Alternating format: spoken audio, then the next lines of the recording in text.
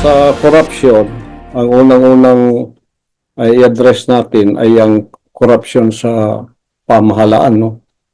Kasi mula't mula pa, ang nakikita natin problema is yung pera ng gobyerno.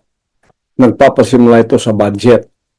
Tulad ngayon, ang budget na more than 6 trillion, nakita natin kung paano itong naging problema ngayon sa pamamagitan ng ginawa ng Kongreso, yung mga blanco, etc. etc. Mula nang naging Republika ang Pilipinas, ay isa na ito sa problema palagi kung saan pumupunta ang pera at kung saan ito dumadaloy. So ang gobyerno may budget.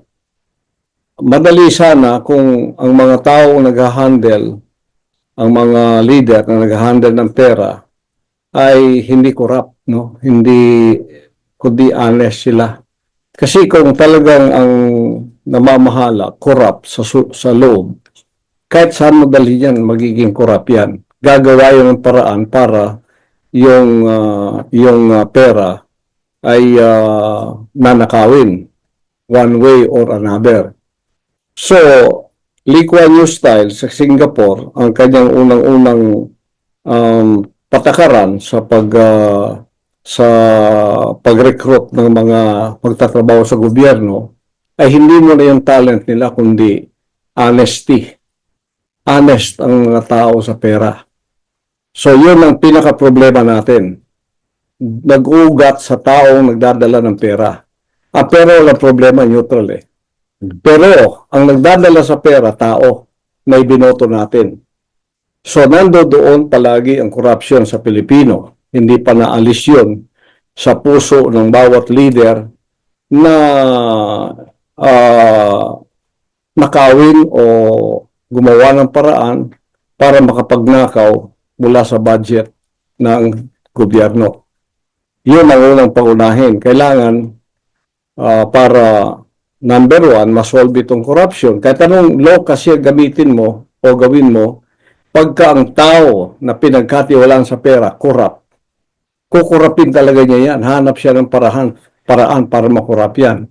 So unang-una, kailangan ang botante pumili ng mga kinatawan sa gobyerno na hindi corrupt sa pera. Hindi magnanakaw ng pera ng gobyerno. Kasi padali lang ang budget eh.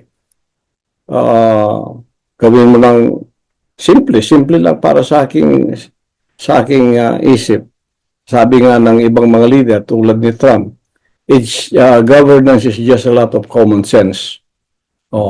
So, number one doon ang problema sa mga taong pinagkatiwalaan ng pera kung corrupt sila. Kahit anong gawin pa nating batas, pagka corrupt ang nando doon, kukurapin talaga niya ang pera. Kung talagang gusto nating masolve ito, magmumula ito sa eleksyon. So ang tao, ang Pilipino, kailangan maging matalino sa pagpili ng kandidato. Siguruhin ang track record ng kanilang binoboto ay talagang hindi corrupt yan. Kasi madaling sabihin na pag kumakandidato ka, ganitong gagawin ko, ayusin ko, hindi ako corrupt. Pero pagdating mo na sa sistema, iba na usapan yon. Kasi nandoon na ang horseplay lahat mangyayari. Kasi hindi man lang, kung ikaw hindi ka corrupt, pero nakapalibot sa iyo, puro corrupt, puro magnanakaw, doon talaga ang problema, doon dapat masolve ang problema.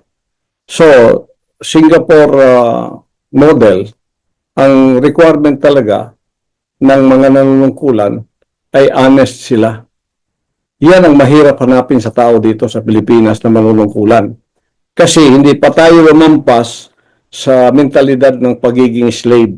Pag nakakita tayo ng pera, natataranta ka agad ang tao kung paano niya itong nakawin para sa kanyang sarili. Ngayon, kung honest tayong lahat, isang budget tulad every year, titingnan mo kung saan pupuntang lahat yun. So, pag-uusapan natin, after every year na nagamit ang pera, is magpasalamat ang taong bayan, ay naku, ang ganda ng aming mga daan ngayon. Ay naku, ang DPWH, napakaganda ng ginawa. Build. Lahat-lahat. Ay naku, ang DOH. Naku, ang medisina, libre na. Ang doktor, libre na rin. Pupunta ka ng ospital, hindi ka na maghihirap pa.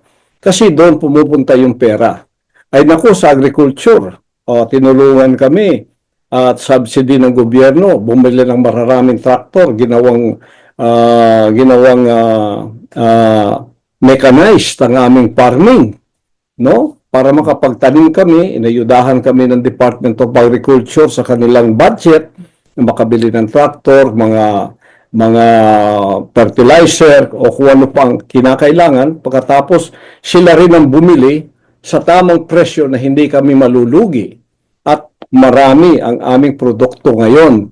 Yun dapat ang maririnig natin sa bawat ahensya ng gobyerno. Pero ano naririnig natin bawat taon? Pagpasimula pa lang, iskandalo na. Hanggang sa katapusan, iskandalo na. Hindi natin alam kung saan pumupunta ang pera. Ang daming perang nilulustay, hindi naman natin alam kung saan pumupunta dahil wala namang para sa kapakanan ng tao. Kaya ang tao, discontented sila. Yes. Kinakailangan nating matured na mga Pilipinong leader at mga honest na Pilipinong leader ang talagang tatayo at ang para sa bansang Pilipinas ang kanilang tutok.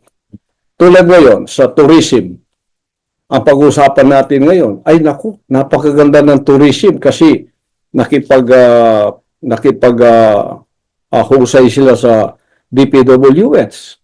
O lahat, every kilometer o every 20 kilometers, merong mga facilities for the tourist. Merong rest area, merong mga 5-star hotel na tinayo ang tourism at pagkatapos marami ng trabahong